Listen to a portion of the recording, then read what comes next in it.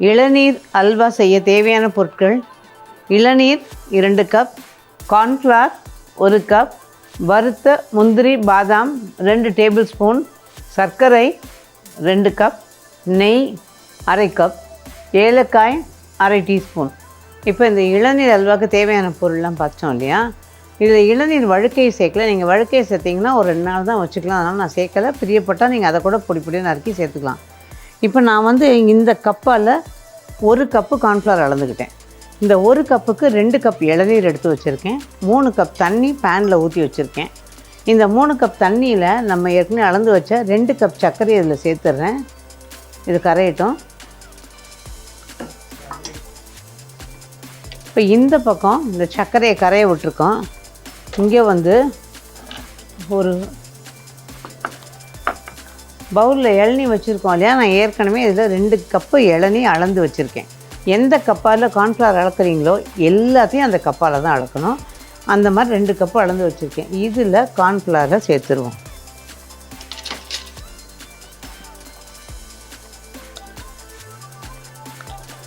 இதுக்கு நான் கலர்லாம் எதுவும் சேர்க்க போகிறது இல்லைங்க.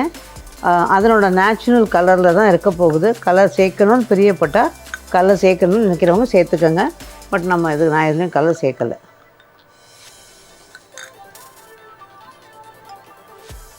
இது வந்து கார்ன்ஃப்ளவர் போட்ட உடனேயே அப்படியே கீழே போய் நின்றுக்கும் பாருங்கள். அப்படியே இப்போ இறுகி நினைக்கிது பாருங்கள். இதை கட்டி இல்லாமல் நல்லா கரைச்சிக்கணும். இதுக்கு வந்து இந்த பாகு பதம் அந்த மாதிரிலாம் எதுவும் பார்க்கணுன்னு அவசியம் கிடையாது.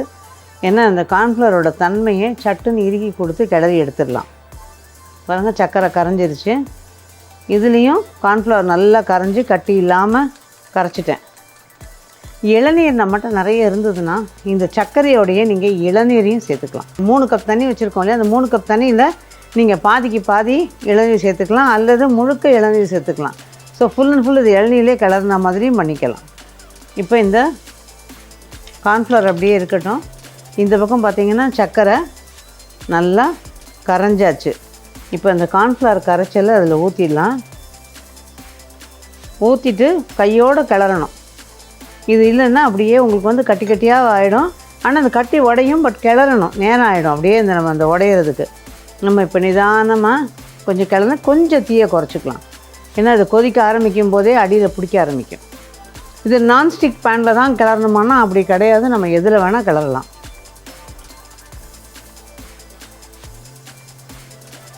கொஞ்சம் கைவிடாமல் கிளறுங்க. தீயை மட்டும் கொஞ்சம் குறைச்சிக்கலாம்.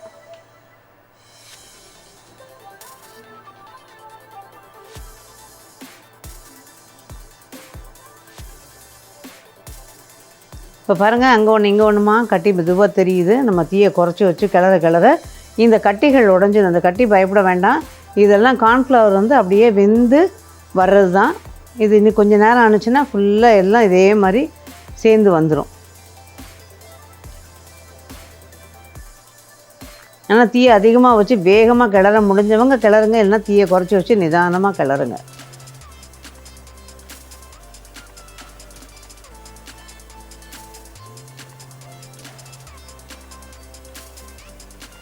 இப்போ கெட்டிப்பட ஆரம்பிச்சிருக்கு பாருங்கள்.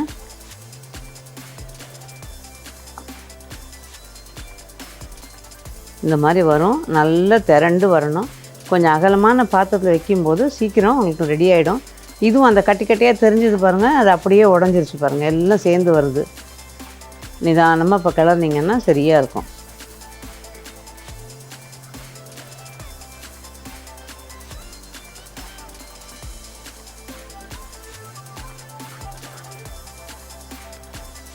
இப்போ கரெக்டாக இருக்குது. நல்லா இப்போ சேர்ந்து வரணும். அதுதான் நான் தீயை கொஞ்சம் தூண்டியிருக்கேன். கிளறதுக்கு வரைக்கும் நம்ம வந்து தீயை குறைச்சி வச்சு இது கிளறணும். இப்போ வந்து தீயை கொஞ்சம் தூண்டும் போது சீக்கிரம் உங்களுக்கு கொஞ்சம் ஆகும். ஆனால் முதலையே தீயை தூண்டிட்டிங்கன்னா டக்குன்னு அடியும் பிடிக்க ஆரம்பிக்கும். உங்களுக்கு கிளறும்போது கட்டி கட்டியாக வரும்போது ஒரு பயம் வந்துடும். அது என்ன சேர்ந்த மாதிரி வருதா இல்லை உடையுதா என்னங்கிறது நமக்கு தெரியாது. அதனால் முதல்ல வந்து நம்ம தீயை குறைச்சி வச்சுட்டு அதுக்கப்புறம் தீயை கூட்டிக்கலாம். இப்போ நான் தீயை கூட்டியிருக்கேன். இனி கொஞ்சம் கொஞ்சமாக சேர்ந்து வரும்போது நம்ம நெய் ஊற்றி கிளறணும். மாவு நல்லா வெந்து வரணும்.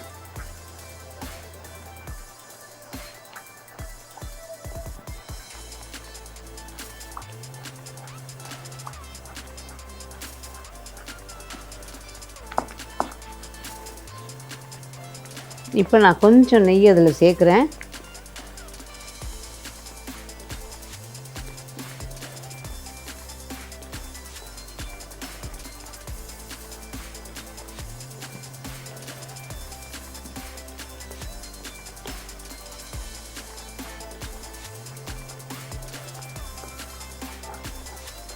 இப்போ அந்த எடுத்து வச்சுருக்க ஏலக்காய் தூள்லேருந்து கொஞ்சோண்டு இதுக்கு நம்ம கலர் கொடுக்கணும்னு நினச்சிங்கன்னா அழகான ஒரு மஞ்சள் கலர். இப்போல்லாம் நான் வந்து இந்த ஸ்வீட்டுங்களுக்கு வந்து ஒன்று பீட்ரூட் ஜூஸு, அப்படி இல்லைன்னா மஞ்சள் தூள், பாதாம் அல்வாலாம் மஞ்சள் தூள் நிறைய குங்குமப்பூ போட்டாலும் அது மைல்டு கலர் வேணும் இல்லையா, அதுக்கு நான்லாம் வந்து மஞ்சள் தூள் தான் சேர்க்குறது. அப்போ மஞ்சள் தூள்னால் உங்களுக்கு அந்த மஞ்சள் வாசனை வராதான்னு கேட்பீங்க. நிச்சயமாக வர்றது இல்லைங்க, நல்லாவே இருக்குது. ஸோ நேச்சுரலாக உள்ளது தான் இப்போ சேர்க்குறோம் நம்ம. அது இந்த இதெல்லாம் ஆர்டிஃபிஷியல் கலரிங் ரொம்ப சேர்க்கறது கிடையாது. நல்லா திரண்டுக்கிட்டு வருது.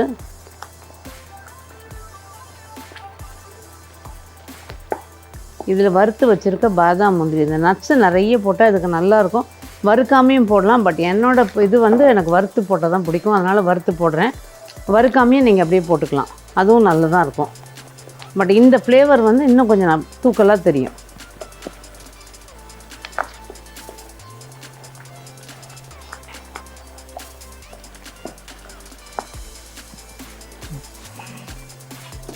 இப்போ மீதமுள்ள நெய் அதில் ஊற்றிடலாம்.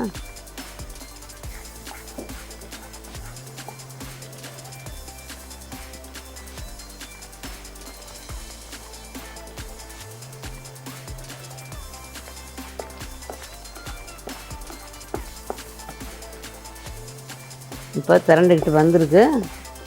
இந்த ஸ்டேஜில் நம்ம கொட்டினோம் அப்படின்னா கரெக்டாக இருக்கும். இப்போ பெரட்டி விட்டு பாருங்கள், நல்ல வெளுப்பு தட்டி வரும், தெரியுதுங்களா?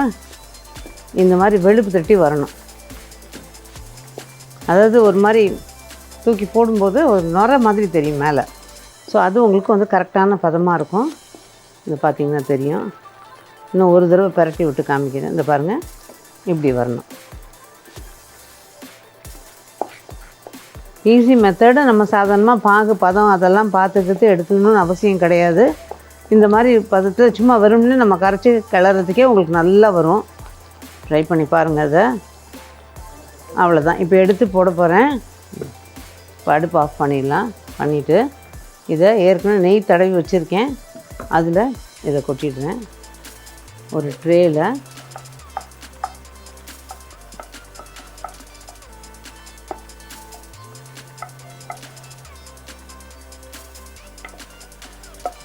அவ்வளோதான். ஆனால் இது வந்து நல்லா ஆறணும். ஆறுனா தான் துண்டுகள் போட முடியும். அப்போ தான் வந்து உங்களுக்கு நல்ல செட்டாகி கட் பண்ணுறதுக்கு வரும். அது வரைக்கும் அப்படியே நல்ல தளதளன்னு தான் இருக்கும். ஸோ நல்லா ஆற விடணும். ஆறுனதுக்கப்புறம் தான் இதில் துண்டுகள் போட முடியும். இப்போ மேலோட கொஞ்சமாக நெய்யை நான் ஊற்றி வைக்கிறேன்.